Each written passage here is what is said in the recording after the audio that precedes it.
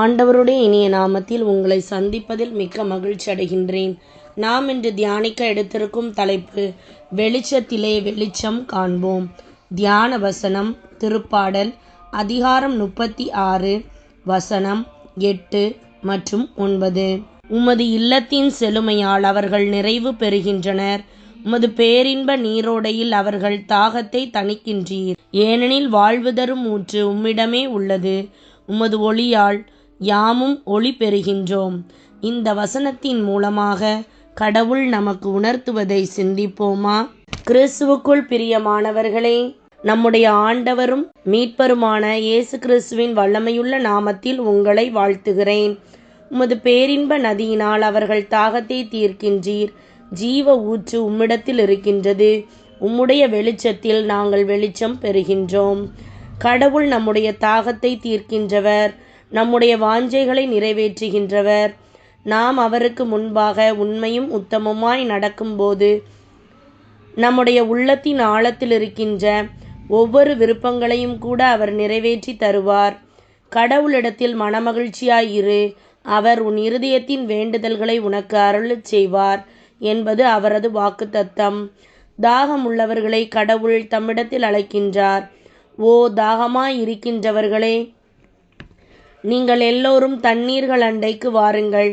பணம் இல்லாதவர்களே, நீங்கள் வந்து வாங்கி சாப்பிடுங்கள். நீங்கள் வந்து பணமுமின்றி விலையுமின்றி திராட்சை ரசமும் பாலும் கொள்ளுங்கள். ஒருவன் தாகமாயிருந்தால் என்னிடத்தில் வந்து பானம் பண்ண கடவன்.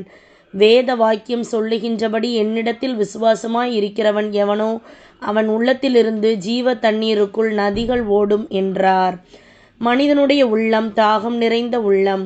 ஆவிக்குரிய காரியங்களுக்காக இது இயற்கையாகவே தாகம் கொண்டிருக்கின்றது. உண்மையான இறைவன் யார் என்று அறிய மனிதனுடைய உள்ளத்தில் ஒரு வாஞ்சை இருக்கின்றது.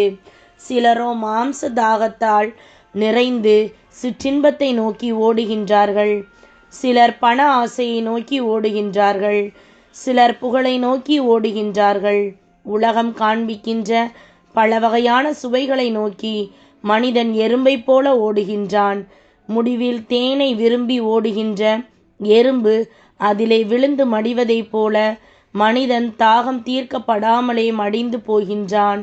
ஆனால் எவன் ஒருவன் கடவுள் மேல் தாகம் கொண்டு அவர் அண்டை ஓடி வருகிறானோ அவனுடைய ஆத்துமா மெய்யாகவே தாகம் தீர்க்கப்படுகின்றது.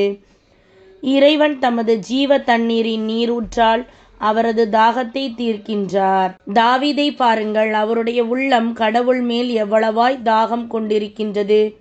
மானானது நீரோடைகளை வாஞ்சித்து கதறுவது போல இறைவனே, என் ஆத்துமா உம்மை வாஞ்சித்து கதறுகிறது என்று எழுதுகின்றார். அது மாத்திரமல்ல, இறைவனே, நீர் என்னுடைய தேவன், அதிகாலமே உம்மை தேடுகிறேன். வறண்டதும் விடாய்த்ததும் தண்ணீரற்றதுமான நிலத்திலே என் ஆத்துமா உம்மேல் தாகமாயிருக்கின்றது. என் மாம்சமானது உம்மை வாஞ்சிக்கின்றது என்று எவ்வளவு தாகத்தோடு கூறுகின்றார்.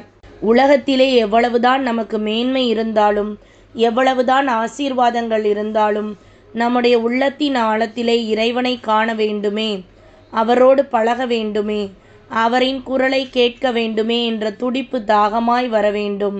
ஆம், மனிதனுடைய ஆவி தேவ ஆவியோடு ஒன்றுபட துடிக்கின்றது.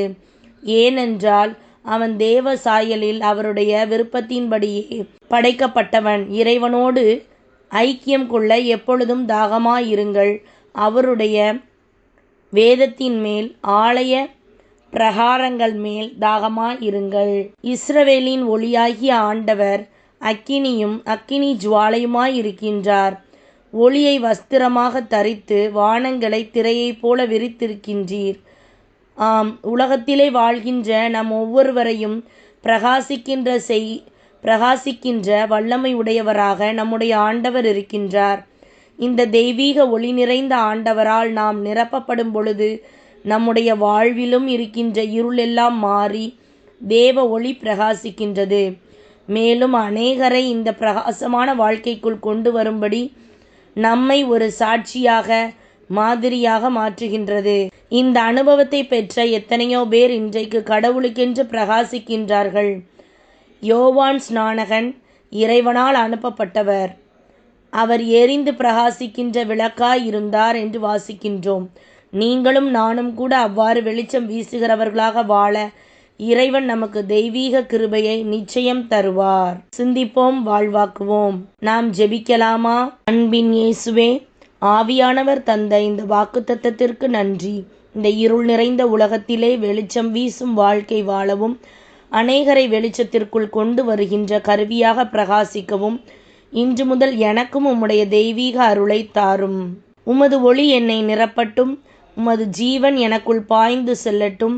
உமது ஜீவ நீரூற்றின் நதிகள் எனக்குள் பாய்ந்து என் மூலமாக மக்களை குணமாக்கும். உமது நாமம் மாத்திரமே மகிமைப்படட்டும். இயேசுவின் நாமத்தில் ஜெபிக்கின்றேன் எங்கள் ஜீவனுள்ள நல்ல பிதாவே, ஆமேன். இந்த நாள் ஒளியின் நாளாய் அமைவதாக. Praise the Lord.